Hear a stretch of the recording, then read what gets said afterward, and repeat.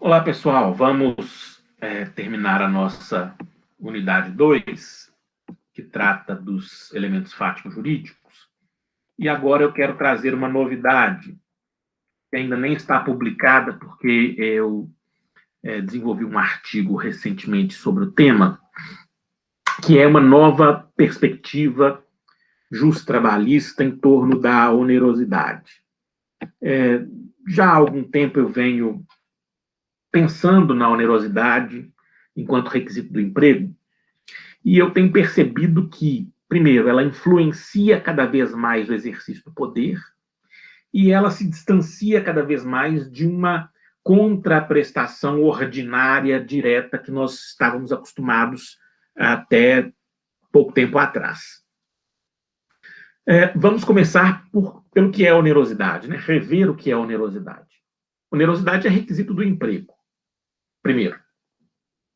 E quer impor para a existência do vínculo empregatício uma relação sinalagmática, uma relação não graciosa, uma relação que pressupõe obrigações recíprocas e contrapostas. O trabalhador se obriga a trabalhar e o empregador se obriga a prestar contraprestação por trabalho. Para resumir, prestar salário. Então, objetivamente, nós vamos perceber a onerosidade sempre que o contratante pagar por trabalho. Na imensa maioria dos casos, nós vamos resolver a presença da onerosidade assim, perguntando: fulano, você trabalhou? Trabalhei. Ciclano te pagou? Pagou. Acabou, onerosidade objetiva. E aí a gente encerra a discussão. O problema é que, em situações diversas das ordinárias, em situações excepcionais, não vai ser possível enxergar essa onerosidade objetiva. Não terá havido pagamento de salário pelo contratante, pagamento de dinheiro pelo contratante. Nesses casos, a doutrina, desde muito tempo, nos dá uma saída pela via teórica de uma análise subjetiva, que é a expectativa do trabalhador em relação ao trabalho. Exemplo, trabalho escravo.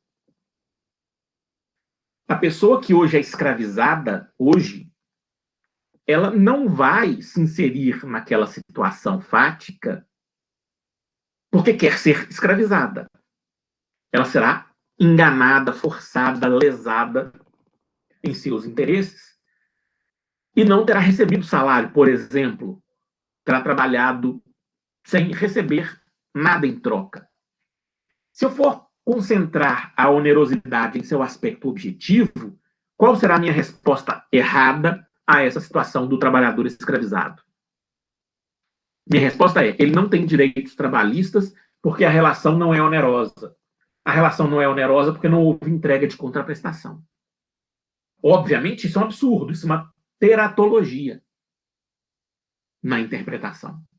Então, a doutrina já nos indica isso há muitos anos, a busca de uma onerosidade subjetiva.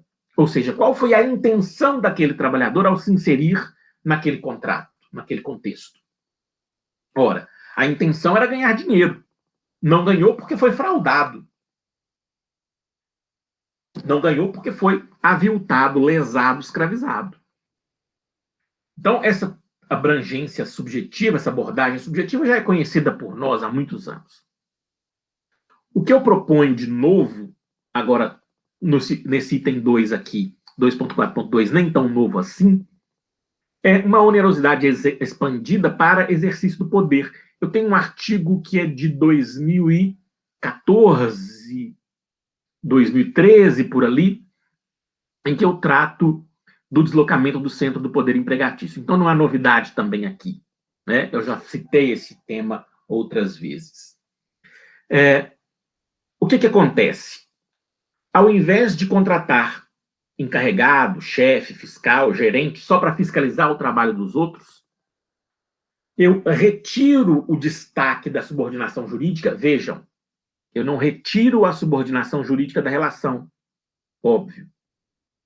Eu retiro o destaque da subordinação. Ela continua existente, só que latente. Só que menos relevante para o exercício do poder. Vejam, gente, não estou dizendo que abro mão ou que o Estado dispense subordinação para que haja emprego. Subordinação é exigência. O que eu estou dizendo é que para exercer poder, eu não preciso destacar subordinação jurídica. Eu posso concentrar o exercício do poder na onerosidade. Como? Fixando metas, resultados esperados, trabalho em equipes, sem chefes, e premiando quem consegue alcançar o resultado. O que eu faço? Eu exerço o poder empregatício não pela subordinação, não pela ordem, não pelo regulamento. Eu exerço o poder pela onerosidade, dando ou retirando dinheiro do caso concreto, do dia a dia, do mês, para forçar um resultado esperado. Então, adeus chefe, adeus cartão de ponto, adeus fiscalização. Não preciso disso se eu concentro o exercício do poder no dinheiro. O poder empregatício se dá pelo poder do dinheiro. Né? Depois, se alguém quiser ampliar o conhecimento em relação a isso, basta me pedir esse artigo meu que trata do deslocamento do centro do poder empregatício. Novidade mesmo, ainda sem publicação, é o que eu estou chamando de onerosidade ocultada, partindo do raciocínio da plataforma Uber em sua defesa processual trabalhista. Eu já indiquei para vocês, de outras vezes, a leitura da jurisprudência em torno da uberização, da jurisprudência em torno dos processos de motoristas de Uber em desfavor da Uber. Qual é a defesa da empresa no que tange a onerosidade? É dizer, olha, eu, plataforma, recebo do motorista um dinheiro pelo uso da plataforma. Como é que é o contrato, gente? São duas as possibilidades. Uma não nos interessa aqui. Mas a primeira, que não nos interessa. O cliente paga com cartão diretamente no aplicativo. Esse dinheiro, então, vai para a empresa, vai para a Uber. Depois ela repassa uma parte para o trabalhador motorista. Essa não nos interessa. Nos interessa a situação majoritária hoje, aparentemente, no Uber, na Uber. Né? Eu entrego o dinheiro para o motorista, ele recebe aquilo ali, e ele é que repassa um percentual para a plataforma.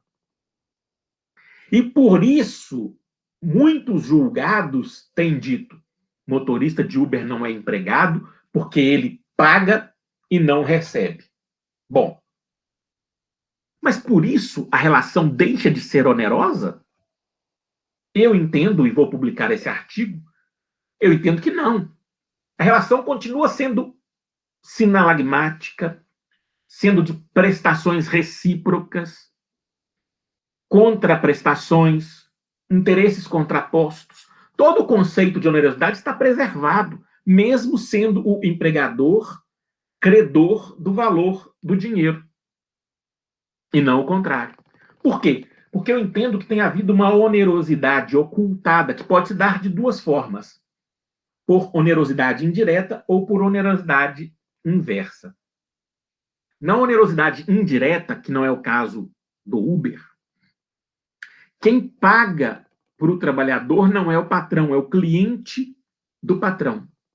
Por exemplo, os casos em que o garçom recebe gorjeta. Quem dá a gorjeta é o cliente, não o patrão. Então, o pagamento da parcela onerosa ela é indireta, se dá via cliente. Ou, e aí sim, caso Uber, essa onerosidade pode ser inversa. Porque quem entrega o dinheiro é o trabalhador ao patrão, um percentual que compete ao patrão. Mas isso não descaracteriza a onerosidade, isso não torna a relação graciosa, não torna a relação voluntária. Os tribunais precisam entender isso. Estou ansioso pela publicação desse meu artigo, porque eu acho que é uma contribuição relevante. Os tribunais têm que entender o fato de um empregado repassar parte do dinheiro ao patrão jamais retirou onerosidade. Vamos imaginar um cobrador. Um cobrador, assim, faz cobrança de porta em porta. Qual é a função dele? Receber dinheiro do patrão que está na mão de devedor. Ele recebe o dinheiro, fica com um percentual para ele, ajustado, e passa o principal para o patrão. Ninguém jamais disse que essa relação era graciosa. Por que para o motorista de Uber tem que dizer que essa relação não é onerosa? Ora, o fato de a onerosidade ser inversa não retira a onerosidade. Mas como sou só eu a dizer isso, e ainda nem disse, né? Estou dizendo para vocês aqui, que eu não publiquei ainda, pode não significar muita coisa. Mas nós, do ponto de vista acadêmico, nós temos que insistir na teoria, nas boas teorias. E, para finalizar, o que eu convido vocês é a isso. Convido à discussão, ao pensamento, ao raciocínio em torno das novas possibilidades da relação de emprego, do artigo 3º, dentre elas, da onerosidade. Repito, esse tema específico ainda é inédito, eu ainda não tenho como mandar nada para vocês sobre ele, mas em breve espero conseguir publicar e aí eu dou mais notícias sobre essa nova onerosidade. Então é isso, muito obrigado. Até a unidade 3.